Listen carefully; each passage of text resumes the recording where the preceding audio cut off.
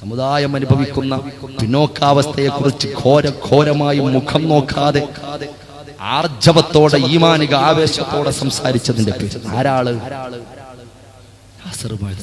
ഇന്ത്യയുടെ ഏതൊക്കെ മുക്കിലും മൂലയിലും ചെന്ന് ചോദിച്ചാലും സത്യവിശ്വാസികൾക്ക് ഈ അടുത്ത് തന്നെ ചൈനയിലാണെന്ന് തോന്നുന്നു, ചൈനയിലുള്ള ഒരു ന്യൂസില് മഅദനിയുമായി ബന്ധപ്പെട്ട വാർത്ത വന്നു. ഞാൻ ആ റിപ്പോർട്ട് കണ്ടു. ഇന്ത്യയിലല്ല, വേറെ രാജ്യത്ത് മഅദനിയുടെ അൻവാർ ശേരിയിൽ നിന്ന് പാവപ്പെട്ട മഅദനിയെ വിലങ്ങ് വെച്ച് പോകുന്നതുമായി ബന്ധപ്പെട്ട് അവിടെ തടിച്ചുകൂടിയ സത്യവിശ്വാസികളായ സഹോദരങ്ങളോട് അഭിമുഖം വരെ നടത്തിയിട്ട് ആ ചൈനീസ് ഭാഷയുടെ ഇടയിൽ മലയാള കരയൊക്കെ ഇങ്ങനെ കാണിച്ചിട്ട് ആ റിപ്പോർട്ട് പോലും, ഞാൻ വെറുതെ പറഞ്ഞതല്ല, ഇന്ത്യയിൽ മാത്രമല്ല പലയിടത്തും മഅദനി എന്ന് പറയുന്നത് വലിയ ഒരു ശബ്ദമായി ഉയർന്നിട്ടുണ്ട്.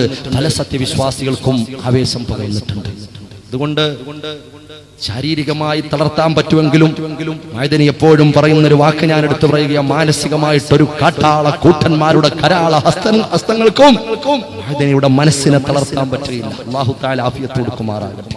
ഒരു ചെറിയൊരു ആശ്വാസമായിട്ട് ഒരു മാസത്തെ ജാമ്യം, വലിയ അധികാരത്തിന്റെ ദണ്ഡുകൾ പേറുന്ന കാട്ടാള കൂട്ടങ്ങൾ, കൊലയാളികൾ, പെണ്ണുപിടിയന്മാർ, കള്ളുപിടിയന്മാർ, ഭീഭത്സമായ പ്രവർത്തനങ്ങൾ നടത്തുന്നവർ, അവരൊക്കെ സന്തോഷത്തിന്റെ തേരേറി ഈ രാജ്യം അവരെ ചീറ്റി പോറ്റുമ്പോൾ പാവപ്പെട്ട മഅദനിയെ ചോര കുടിക്കുന്ന സവർണവർഗീയ ഫാസിസ്റ്റ് ശക്തികളോട് എന്റെ പ്രിയപ്പെട്ട സഹോദരങ്ങളെ സന്ധിയില്ലാ സമരം നടത്താൻ എന്റെ പ്രിയമുള്ള സഹോദരങ്ങൾ മാനസികമായിട്ടെങ്കിലും ഒന്ന് തയ്യാറെടുത്തുകൂടെ?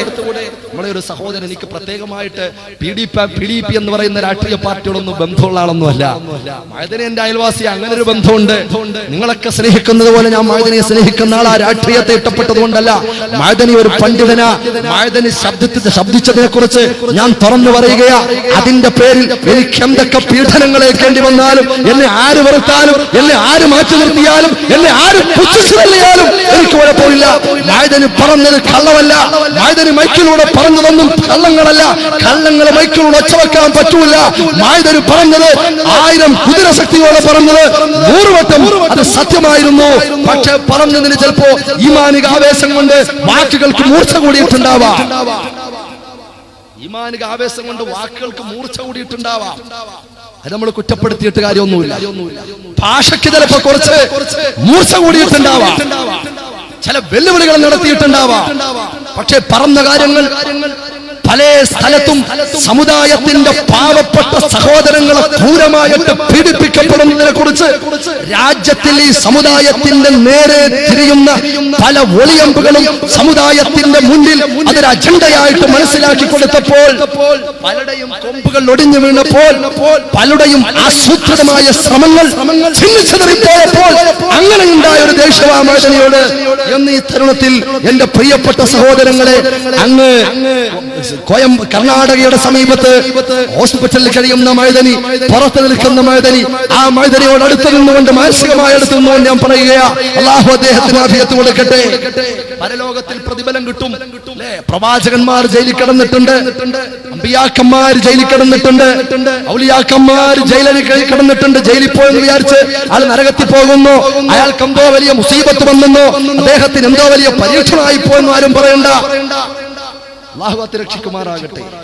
അല്ല, ഇമാമിങ്ങൾ ജയിലിൽ പോയിട്ടുണ്ട്, അടി കിട്ടിയിട്ടുണ്ട്, ഇതിനേക്കാളും വലിയ പീഡനങ്ങൾ ഏറ്റിട്ടുണ്ട്.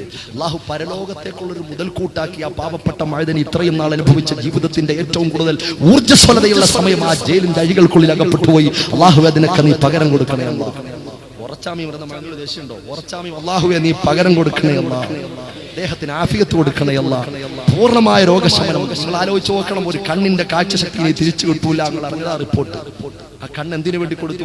ദീനിന് വേണ്ടി കൊടുത്തു എന്ന് നാളെ മഅദനി പറയും അല്ലെ? റബ്ബിന്റെ മുമ്പിൽ പറയും, പടച്ചവനെ ഞാൻ ഇന്നത് കൊണ്ട് പറഞ്ഞതാ, അങ്ങനെ നഷ്ടപ്പെട്ടു പോയതാ എന്റെ കണ്ണ്. വാളുകൊണ്ട് വെട്ടുകൊണ്ട് ബോംബ് വീണ കാലം മഅദനിക്ക് വേണ്ടി നാളെ വരൂല്ല മക്കളെ. കാഴ്ച നഷ്ടപ്പെട്ട കണ്ണ് വരൂല്ല പരലോകത്തിൽ മഅദനിക്ക്. മഅദനി ആര് മാറ്റി നിർത്തിയാലും ഇവിടെയാണ് ആധികാരികമായിട്ട് അൽഹംദുലില്ലാഹ് അഹ്ലുസുന്നയുടെ അജയ്യമായ ശബ്ദം ഖമറുൽ ഉലമാ കാന്തപുരം ഉസ്താദ് തവല്ലല്ലാഹു അംറഹു മഅ സിഹത്തി വൽ ആഫിയ.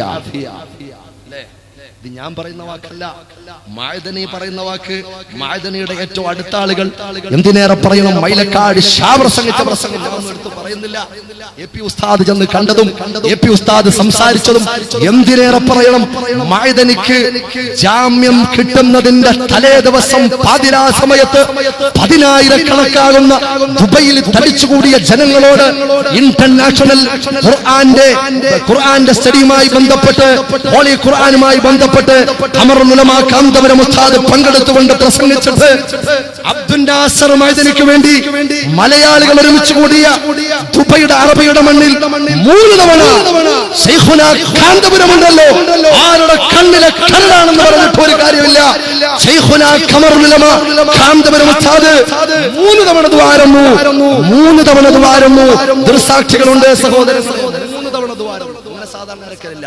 മഅദനിക്ക് മോചനം കൊടുക്കണമെന്ന 3 തവണ ദ്വാരം.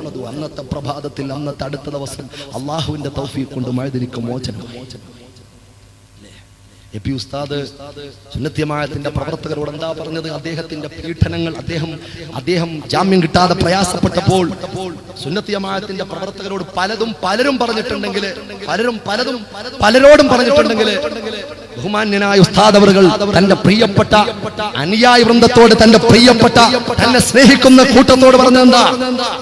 ഖസീദത്തുൽ ബുർദയിലാണ് മഅദനിയെ സംബന്ധിച്ചുകൊണ്ട് എ.പി. ഉസ്താദ് പറഞ്ഞെന്താ? ഉസ്താദ് പറഞ്ഞു, നിങ്ങളൊക്കെ ഒരു ബുർദ ഓതണം, ഒരു ബുർദ എല്ലാവരും ചെല്ലണം. എന്നിട്ട് എപ്പോഴാ? മുമ്പ് പ്രയാസം ഉണ്ടായപ്പോൾ ഒരു ഖസീദത്തുൽ ബുർദയിൽ നിങ്ങൾ മഅദനിക്ക് വേണ്ടി ദ്വാരക്കണം. ഓരോ യൂണിറ്റിലും ഖസീദത്തുൽ ബുർദയിൽ മഅദനിക്ക് വേണ്ടി ദ്വാരം.